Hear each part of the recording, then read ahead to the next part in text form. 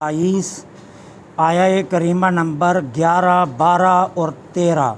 नहमदुहु व नुसल्ली व नुसल्लिमु अला रसूलिहिल करीम अम्मा बाद फ़अऊज़ु बिल्लाहि मिनश्शैतानिर रजीम बिस्मिल्लाहिर रहमानिर रहीम क़ुल इन्नी उमिरतु अन अअबुदल्लाह मुख़लिसन लहुद्दीन व उमिरतु लिअन अकूना अव्वलल मुस्लिमीन क़ुल इन्नी अख़ाफ़ु इन असैतु रब्बी अज़ाब यौमिन अज़ीम सदक़ल्लाहुल अज़ीम।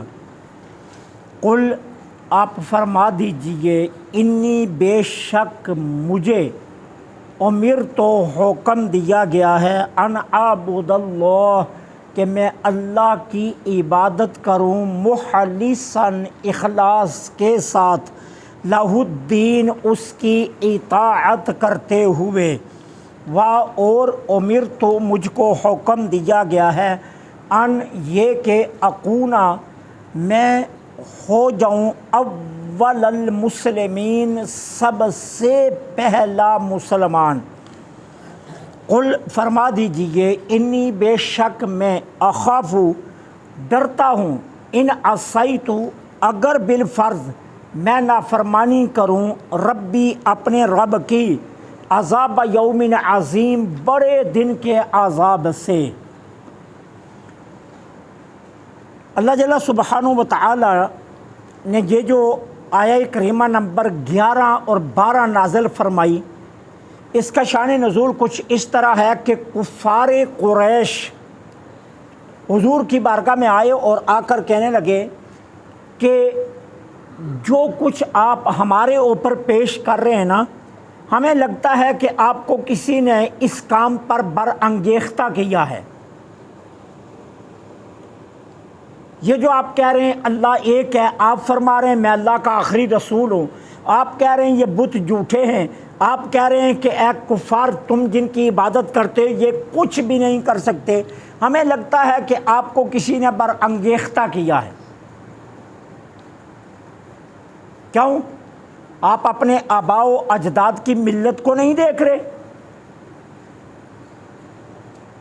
और जब आप अपने आबाओ अजदाद की मिल्लत को देख रहे हैं तो आपको चाहिए था आप अपने बाप दादा की मिल्लत की पैरवी करते, जबकि आप अपने बाप दादा की मिल्लत की मुखालफत कर रहे हैं।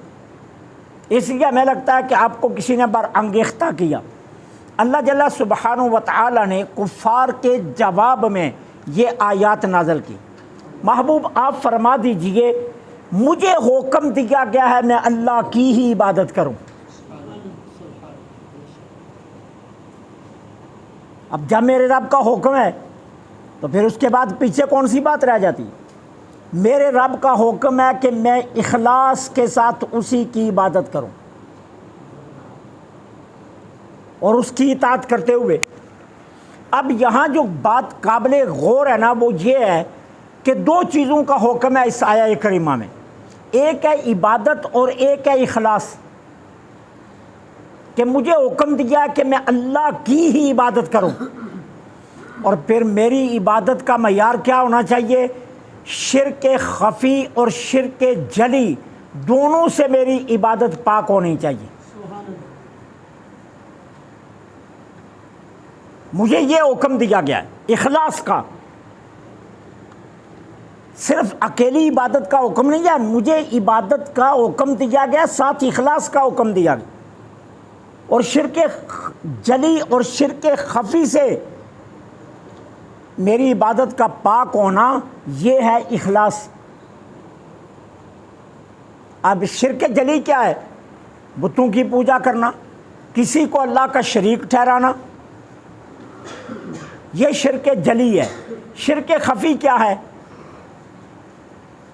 शिर्क खफ़ी ये है, अंदर जो बुत पाले हैं ना, इसको शिर्क खफ़ी कहते हैं। कभी नमाज़ पढ़ रहे हैं रियाकारी के लिए, कभी नमाज़ पढ़ रहे हैं दखलावे के लिए, कभी नमाज़ पढ़ रहे हैं अल्लाह से दौलत मांगने के लिए, कभी नमाज़ पढ़ रहे हैं अल्लाह से कारोबार मांगने के लिए, कभी मकान मांगने के लिए। ये जो अंदर आरज़ुओं के बुत है ना, ये शिर्क खफ़ी है, इसको शिर्क खफ़ी कहते हैं। दिल में हसद है, दिल में बुग़्ज़ है, दिल में कीना है, दिल में किसी मुसलमान भाई के लिए बुरा सोच रहे हैं, दिल में किसी मुसलमान भाई के लिए नफ़रत रख रहे हैं, ये सारे शिर्क ख़फ़ी हैं। इनके होते हुए नमाज नहीं है। इन सारी बातों से अगर दिल को पाक करेंगे तो फिर है नमाज। तो मुझे हुक्म दिया गया है कि मैं अपने क्या करूं, रब की इबादत करूं शिर्क ख़फ़ी और शिर्क जली से पाक होकर। मुझे इखलास का हुक्म दिया गया। फिर यहाँ दूसरी बात जो काबिल तवज्जो वो ये है कि देखो, मैं कोई जाबर या मुतकब्बर बादशाहों की तरह नहीं हूँ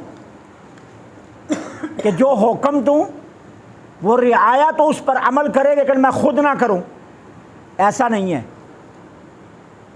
मैं जाबर और मुतकब्बर बादशाहों की तरह नहीं हूँ कि मैं हुक्म दूँ, लोग तो हुक्म पर अमल करें लेकिन मेरे लिए कोई हुक्म ना हो।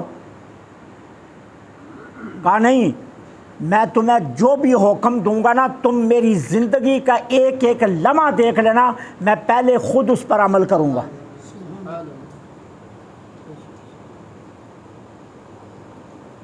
मैं पहले अल्लाह को एक मानता हूं, फिर तुम्हें कह रहा हूं अल्लाह एक है। मैं पहले खुद अल्लाह की इबादत करता हूं, फिर तुम्हें कहता हूं अल्लाह की इबादत करो। मैं पहले खुद मुखलिस हूं, फिर तुम्हें कहता हूं इखलास पैदा करो।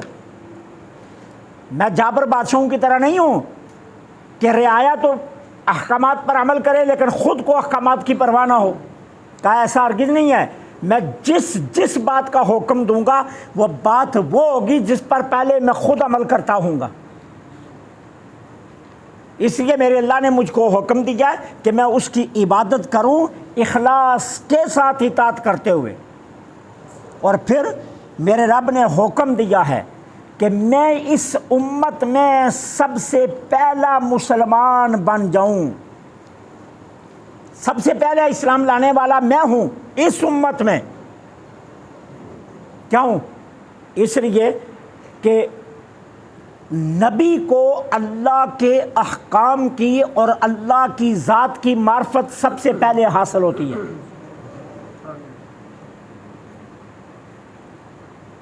ना ये नबी के शान है, उसकी नबूवत का तकाजा है कि उसको अल्लाह की ज़ात की मार्फत और अल्लाह के अहकाम की मार्फत सबसे पहले उसे हासिल होती है, नबी को।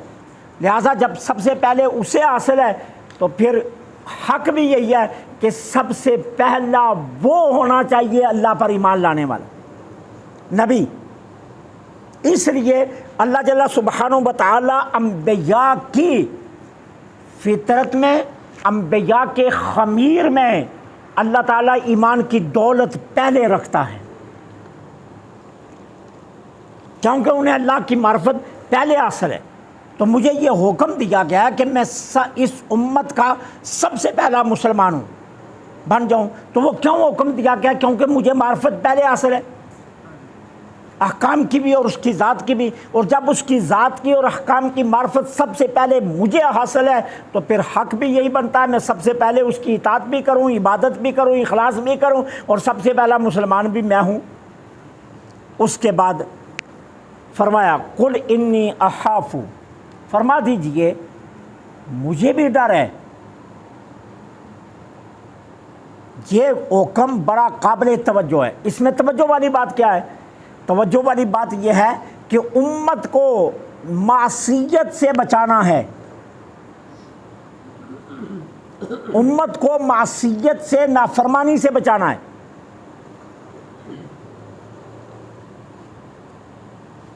अच्छा वो कैसे?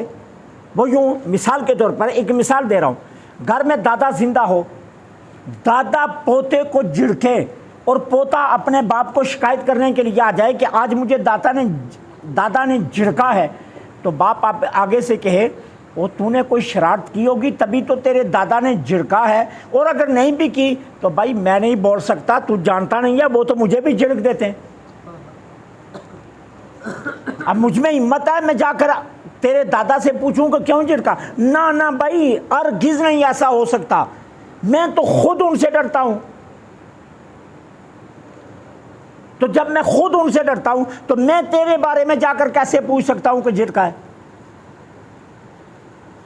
ठीक है ना। अदब बांटने का तरीका यही है, इखलास बांटने का तरीका यही है। ठीक है ना। हमारे यहां उल्ट चलता है, दादा ने पोते को झिड़का, अब बेटे ने बाप को शिकायत की तो बेटा उठकर जाता है, ओ अब्बा जी ओ बच्चा है की हो गया जी शरारत कर ली, तुसी एवें ही बुढ़े हो के उन छिड़की जाते हो। ऐसा नहीं है। सबक ये देना चाहिए कि मैं खुद डरता हूं। अदब का तकाजा ये, मैं तो खुद डरता हूं अपने बाप से, तेरी जुर्रत कि तू मेरे बाप की शिकायत लगाए। नहीं नहीं, मैं तो खुद अपने बाप से डरता हूं। लिहाजा नतीजा क्या निकलेगा, जब ये मैसेज पोते के दिमाग में जाएगा तो पोता आइंदा सोच समझ कर दादे के सामने बोलेगा। लेकिन हम क्या कहते, नहीं मैं पूछ लेता हूं, दादी ने जिद, अच्छा मैं दादी से पूछ लेता हूं, अम्मा तू यही चाहती है ना हम यहां से चले जाएं। उल्ट बात करते हैं, अम्मा यही चाहती है ना, अब तुझे मेरे बच्चे बर्दाश्त नहीं ना हो रहे, तेरे अपने बच्चे शरारतें जो मर्जी करें, मेरे बच्चे शरारतें करें तो मां तुझे तकलीफ होती है। ये सबक गलत बढ़ाते हैं हम ये तरबियत नहीं कर रहे होते, हम नुकसान कर रहे होते हैं। वो मुझे एक मौलाना साहब बता रहे थे, आज का वाक़या है, वो मेरे पास आए मिलने के लिए, वो मुझे कहने लगे मुझे मस्जिद वालों ने जो है ना वो तंग करना शुरू कर दिया। जिस तरह चलता है निज़ाम हमारा मसाजिद का, तो वो मस्जिद वालों ने मुझे खासा तंग करना शुरू कर दिया, इंतज़ामिया के अफराद ने। तो वो कहते हैं मैं हज़रत अल्लामा मौलाना मंजूर फरीदी रहमतुल्लाह अलैह सहीवाल शरीफ वाले, उनके वो मुरीद है। तो वो कहते हैं मैं अपने शेख के पास चला गया, तो मैंने अपने शेख से जाकर शिकायत की। मैंने कहा जी मैं मस्जिद छोड़ने लगा हूँ। तो उन्होंने कहा क्यों छोड़ने लगा है? तो मैंने कहा जी वो मस्जिद वाले तंग बहुत करते हैं, इंतज़ामिया वाले कभी कोई इतराज़ कभी कोई इतराज़, तो मैं तो तंग आ गया हूँ। तो उन्होंने कहा बेटा मुझे देखते हो? उन्होंने कहा जी हाँ। तो मेरी उम्र कितनी है? उन्होंने कहा जी आपकी उम्र इस वक्त 80 साल है। कहा जानते हो ना मेरे कितने तलबा हैं? हज़ारों की तादाद में मेरे तलबा की तादाद है, और रही मुरीदों की तादाद वो लाखों में है, और वाकई उनके मुरीद लाखों की तादाद में थे, लाखों की तादाद में उनके मुरीद थे। 40 हज उन्होंने किए, हर साल वो हज पर जाते थे, और मुरीदों की इंतहाई कोई नहीं थी उनकी। तो कहा बेटा इस उम्र में जाकर मेरा वाकया सुनो, ये मदरसा सारा मेरा ज़ाती है, मैंने अपने पैसों से ख़रीदा है, ये मस्जिद अंदर मेरी अपनी है, किसी और की नहीं है, मैंने खुद बनवाई है। तो यहाँ एक हमारे मोहल्ले के बाबा जी नमाज़ पढ़ रहे थे, 2 पंखे चल रहे थे, मैंने एक पंखा बंद कर दिया, बाबा जी नाराज़ होकर चले गए, और वो आजकल मस्जिद नहीं आ रहे कि मौलवी मंजूर की जुर्रत मेरा पंखा बंद कर जाए। तो कहा जब मैं सब्र करके यहीं बैठा हूँ तो तुम क्यों मस्जिद छोड़ने लगे हो? ये है अदब से समझाने का तरीका, ये है अपने मुरीदीन और के अंदर इखलास पैदा करने का। अब यहाँ देखिए अल्लाह क्या फरमा रहा है, महबूब कह दीजिए मैं तो खुद डरता हूँ, अगर बिल फर्ज मैं नाफरमानी करूँ तो बड़े दिन के अजाब से मैं डर रहा हूँ। जब मेरी शान ये